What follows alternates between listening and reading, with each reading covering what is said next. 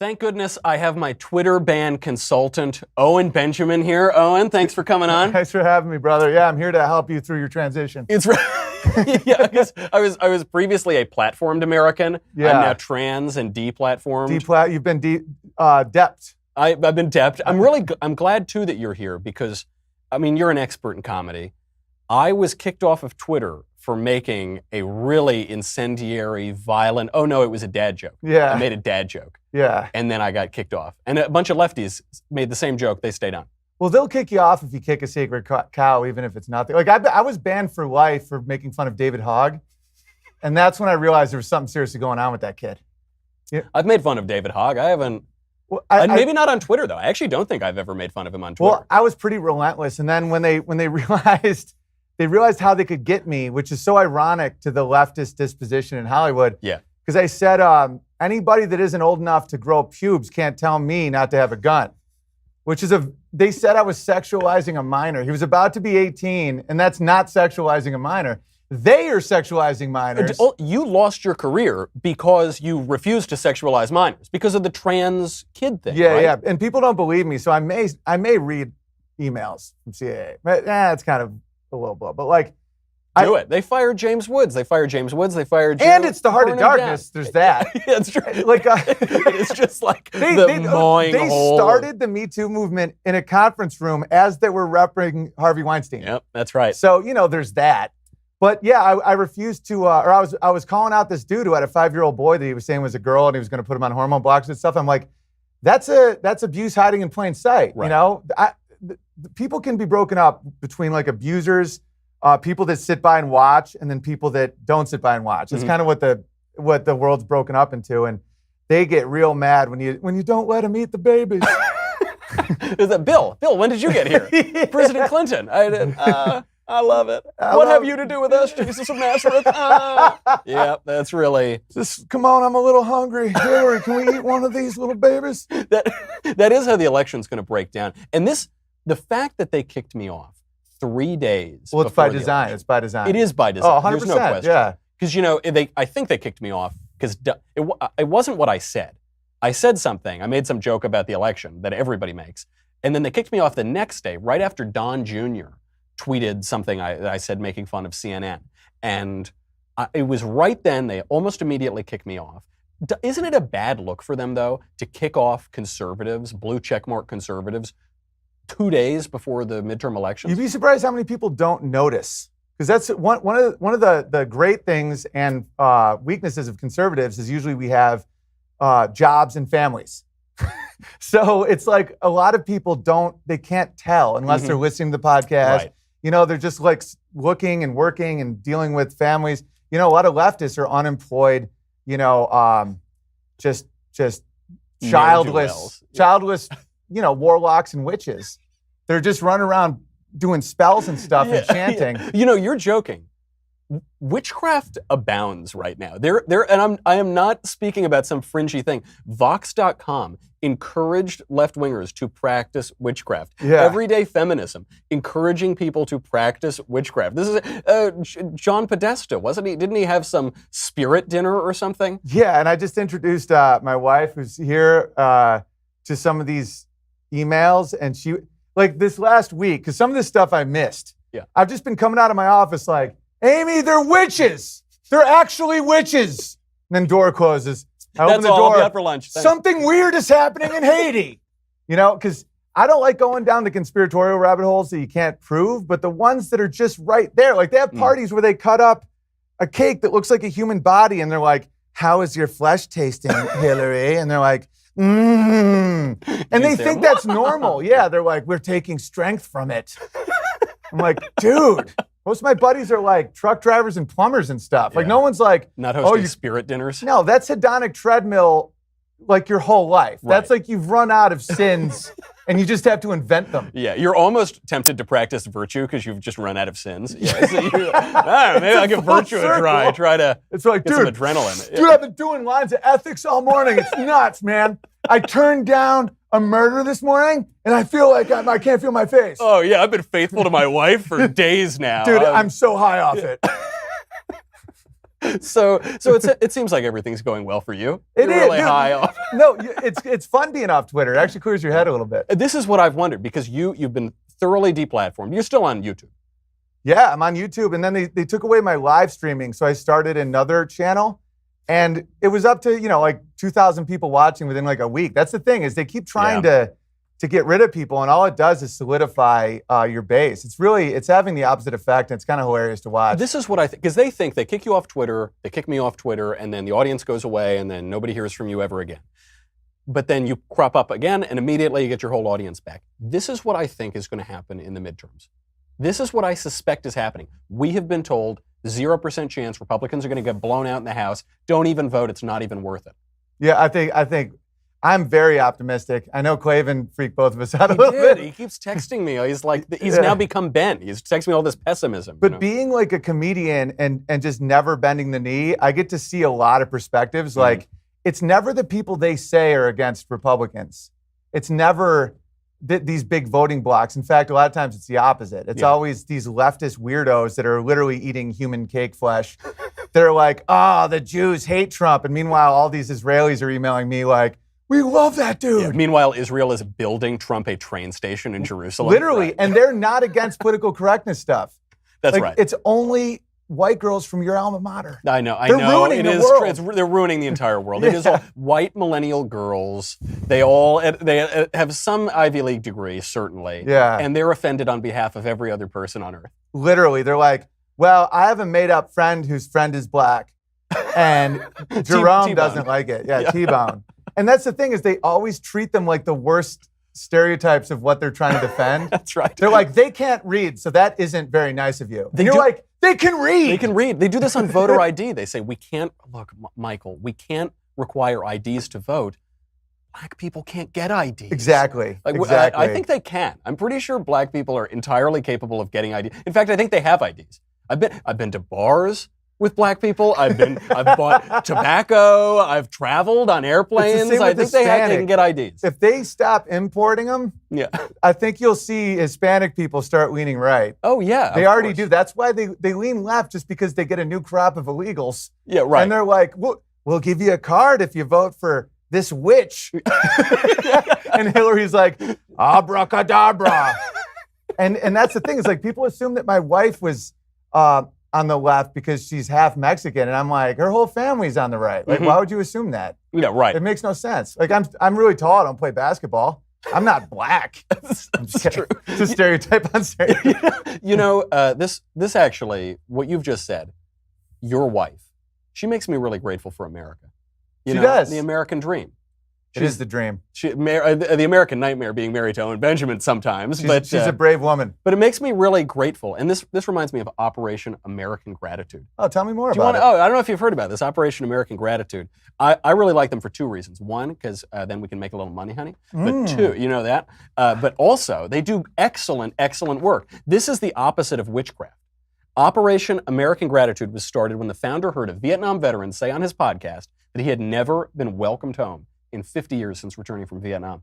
So, Operation American Gratitude, you go, you get a box, you'll get your own kit, it'll give you a bunch of thank you cards for veterans, an interview a veteran card, a You Are Not Forgotten card, a POW MIA card, a 58-220 card, that's the people who were lost in Vietnam for those who made the ultimate sacrifice, and what's more, 100% of the profit from Operation American Gratitude goes toward building the Freedom Never Sleeps Business Training Center in beautiful Eagle, Idaho. I love Idaho. I love eagles. Like it's the best combination. See, I don't love eagles. We'll get to that in a second. They're trying to take out my chickens. But go on. Okay, all right, fair enough. It's an on-site 6-month paid entrepreneurship training program designed for veterans and underprivileged youth.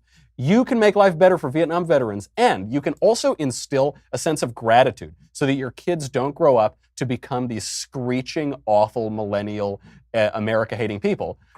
Gratitude really is the antidote to witchcraft. It is. It actually is. If you're around Hillary Clinton and you're like, oh, thanks for this coffee, she'd just be like, and she'd just melt into just a puddle of something that Bill would be like, can I drink up that puddle? Like, they're just so gross. Anyway, how do people know that you sent them? The way that you can find out that I sent them is to go to raisingamericans.com/covfefe, COVFEFE, get your Operation American Gratitude Kit. You will get a 25% 50% discount for this week only in honor of Veterans Day coming up. You can make Vietnam veterans' lives better, help your kids learn some gratitude for less than $20. As always, partnering alongside Operation American Gratitude makes you 50% more likely to meet George Washington in heaven. This it's guaranteed. Happy Veterans Day. And will you be grateful if they do this? I will be extraordinarily grateful if they do this because this is the great thing about a rising tide lifting all ships and American productivity. You help us, you help the show, you help get a message out, you help Vietnam veterans, you help little kids. The only people you don't help are those witches. Which you don't want to help. You don't want to help them. No. Absolutely not. So go over there, raisingamericans.com/Covfefe. That's right, you should go over there too. I will, absolutely go over there. I might spell Covfefe wrong, though. I'm going to have to Google it. I know. I think I picked the worst promo code. I think I've lost about 50% of advertising revenue because I picked a word that is a misspelling. Right. That is by definition a misspelling. What's the best promo code you think you could use? Oh, real quick, I do have to address the Eagle situation. Yes, please do. Because we live in Washington, and we have a bunch of chickens and a bunch of dogs and a bunch of eagles. Mm-hmm. And at first I was like, oh, God bless America. Look at those eagles flying. And then there'd be like 5. It's now just this like border wall situation with the chickens where I just keep trying to keep because the eagles are huge and they'll just come down and be like, but just let them in. They're not trying to hurt the chickens. No, they just want to hang. They just want a better hen house. They just want it to work in the hen house. They just want to just come over to the hen house. We don't even check what species they are. Doesn't matter. Might as well be a caterpillar.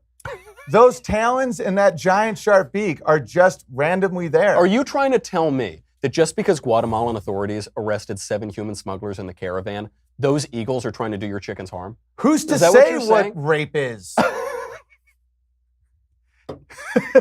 mean, who are you? That's going to be the new postmodern book, I think. Who's to say? Well, you can always tell someone's up to no good when they're trying to redefine monstrous terms. Like, that's the biggest red flag ever. It's like, well, who's true? Yeah. Like, say, what happened with Polanski with all the celebrities? Remember Whoopi Goldberg was like, well, it wasn't rape. It wasn't rape. It wasn't real rape. Right. It wasn't, yeah. So when you're trying to make these distinctions, you back away. You should just back away, It's like, no, I'm a centrist rape guy. Yeah. I'm kind of in the middle, I like to get along with everyone at Come on, I'm a moderate. I'm not an extremtremist is what I'm saying. Right. Okay? I'm not going to take an extreme position on that. Yeah, it's like she said no, but there weren't several exclamation points. Come on. I know. I actually do. I want your opinion on this from the comedy perspective. Okay. Which is, okay, so they've been deplatforming people. They take extreme voices away. Whatever. My extreme voice of telling dad jokes, fine. Right. Did you see that Pete Davidson joke on SNL? I did. You saw him. Do we have it? The Pete Davidson. He's there making fun of this combat veteran and practicing witchcraft. Yes. And practicing witchcraft, almost certainly. Yeah, here he is. Look at that. That's a witch outfit. This guy's kind of cool. Dan Crenshaw. Oh, come on, man. Yo, hold on. You may be surprised to hear he's a congressional candidate from Texas and not a hitman in a porno movie.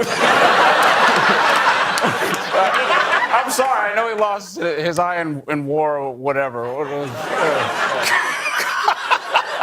So there he is, looks like a witch, was engaged recently to another witch who said God is a woman and had this super culty video. Okay. Yeah, there's broom-only parking right outside of SNL.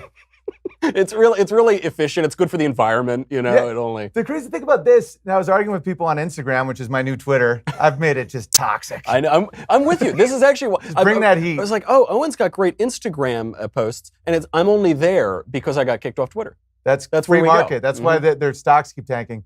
But someone was saying, well, he made fun of his dad who died in 9/11, so why can't he do that? I'm like, that was his pain to mock. Yeah. And also, if it was that dude's friend, that would be one thing. Right. But someone who clearly hates you for your politics and is making fun of something that happened to you in a war, that's the difference between, like, you can do a joke about rape versus mocking a rape victim. Yeah, you'd never tell a joke about a rape victim who's, like, especially one who's in the public eye, who's, especially, I mean, this case is even crazier than that because this guy got his injury serving that witch. Serving that dude, trying to protect our freedom. Oh, exactly. And it was like his 3rd deployment as a SEAL or something. Right. It was like he just kept going the extra mile, and this little weasel. And because someone was telling me, they're like, oh, you've done a pedophile joke. I'm like, it was a pun about a pedophile. Like, it's about me going into like a drugstore being like, where the pedophiles at? And they're like, "What?" And the whole thing is it's like, well, my toenails are long. Mm-hmm. It's like, and it's a long joke, but it's a pun. Right. And they're trying to compare that to that actual pedophile who directed Guardians of the Galaxy. And I'm like, no, he's just saying he wants to have sex with children. Like, that's called being a psychopath. It's not even a joke. Yeah, It's not even, right. And I'm starting to really wonder if people have lost any morality at all. Like, they don't see the difference. They're Well, like, that's the thing. Is well, you're eating chicken and I'm eating a baby. What's the difference? What's the difference? You're a Yeah. hypocrite. Because they're calling conservatives hypocritical over this for saying, oh, you're criticizing this joke. They somehow don't see the difference. How do we get it through to them?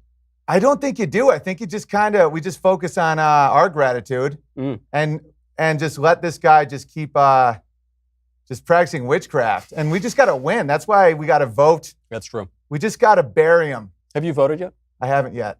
I'm gonna drive people to the booth. But according to a tweet, it's what is it, the 7th or the 8th? I forget they're going to shut our stream down. The minute I say this joke, the minute I say this dad joke, they are going to shut down this stream. They're going to say Michael is inciting violent, hateful, bigoted, rules-breaking rhetoric. That was the other thing. But yeah, Farrakhan's on there calling Jews termites. Calling Jews termites and saying death to America, death to Israel. They also didn't tell me what policy I violated. There is no policy. There's no policy. Well, that's why I've been telling this to people for a while, that you got to stand with everybody getting deplatformed, even if you don't agree with them. Exactly right. Because appeasement just means you get eaten last. Yep. And so what they do is they have, one's called bullying or one's called, I don't know. But I'm like, that's all comedy. So it's like, knock, knock, who's there? It's like home invasion statistics. Sadness now. You're mean to me. And you're like, okay, so now my job is everything's an exaggeration, hyperbole, irony. Right. Like, I can't do it if I don't do that. So they're just waiting to ice me. They would ice me if they knew that it wouldn't create the opposite effect. That's true. And if they weren't going to abolish ICE, they're really getting caught in that, abolish ICE kind of rhetoric. It's I know. really It's like, we're shooting going to ice Owen. It's like, oh, so you're for ICE? It's like, what do you mean? You mean the existence of a nation? No. No, not me. No, come on, let's not talk crazy I don't think talk. we should enforce laws. No. Not at all. It just kinda Sanctuary happened. city. Well, this is my sanctuary tank. I know. Yeah. Right Yeah. now you're in my sanctuary cave in Bora Bora, I think. Yeah, this is definitely a CIA black ops. Yeah. All right. Owen, I got to kick you out. Good to see you. You're the man. Good times. And where can people find you? Where have you not been blacklisted? Hugepianist.com to get tickets to my upcoming tour or my last special Persona Non Grata shot in Atlanta. All right. And make sure to follow Owen on the dwindling list of social media platforms that will have him. You're still on Instagram. I'm on Instagram, but Facebook gives me 30-day bans. They let me back for one day, and then they kick me every time. Every time. Like, Zuckerberg's playing this little game of cat and mouse with me. It's really yeah, nice. Well, I just bought a drone, so we'll see what happens. That's not a threat, by the way. It's a joke. It's not a threat. It's not a threat. All right. All right. Good to see you. Yeah, you See too. next Later, time. bro.